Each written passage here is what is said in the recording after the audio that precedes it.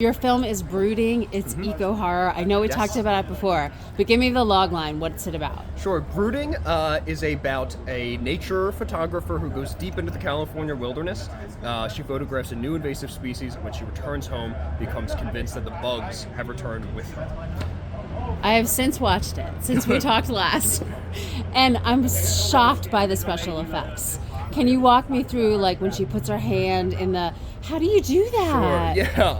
Yeah. You cut the fuses first. Okay. Yeah. The most important. I mean, that really was.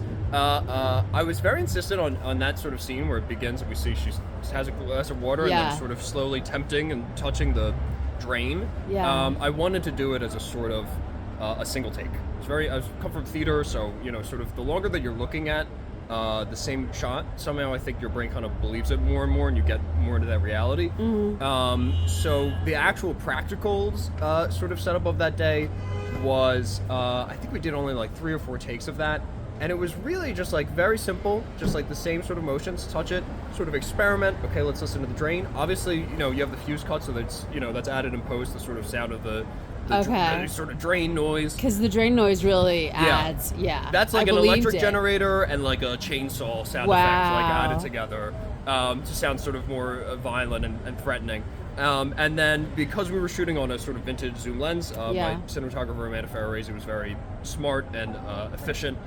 We have that sort of slow, zoom and sort of curiosity in her finger, and will she, won't she sort of touch this button and turn it on after she's put her hand inside. Yeah. In reality, her hand is pulled out. What we cut out is me yelling, "Take your hand out, wait, hand out, wait." Yeah. Press the button. And then, because one of the interesting things is that it's like you shoot in that way, it's so mechanical, it seems like, what are you getting? You kind of can't feel that essence of it, and then a lot of those things are added later on. And what about the makeup? Like, it's on her, Yeah, the makeup was done by our producer, Lily Talegdi. She is a very close friend and a very talented writer in her own right.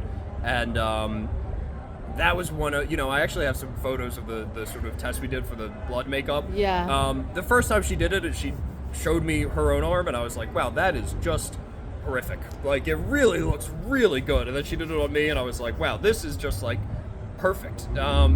It's really compelling to just see what people can do with like sort of simple makeup and like syrup or whatever the sort of elements of it are. Yeah. And especially at the end where we're sort of covering her in an immense amount of blood, and also a sort of like kind of like visceral, like there's sort of chunks and things like that. It really is like just such a joy to see like how simple makeup effects you really believe. Yeah. What is this your first horror piece? Yes, I've written some sort of I guess like short fiction that's sort of vaguely in the horror genre, but actually, my mom reminded me that the first thing I ever did was like a horror film when I was like in the 6th grade, I think. Oh, I made really? This little, like 1 minute thing. She was like, you actually started with horror. I was like, oh yeah. So what do you like better, drama or horror? To create, I mean. Yeah, to create. It's a tough question.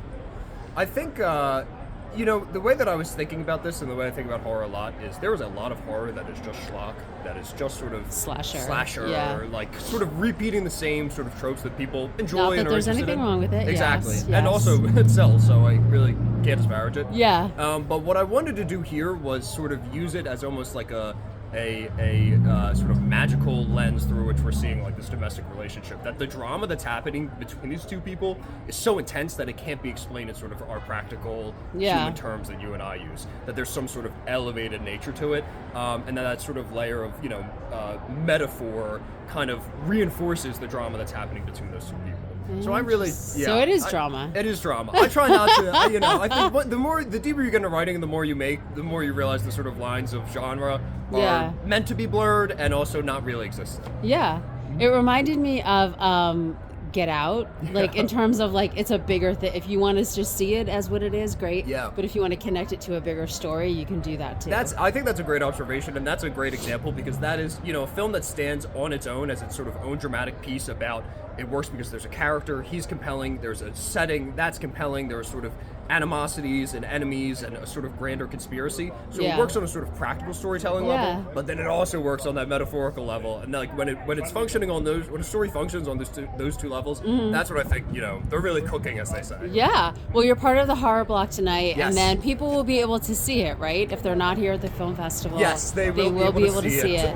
It will be available online as part of the Venezia Shorts at the beginning of June. I'll send a link for Nice. that. Nice. And in the fall, it'll be available widely at broodingfilm.com. Okay, great. Thank you. Thank you.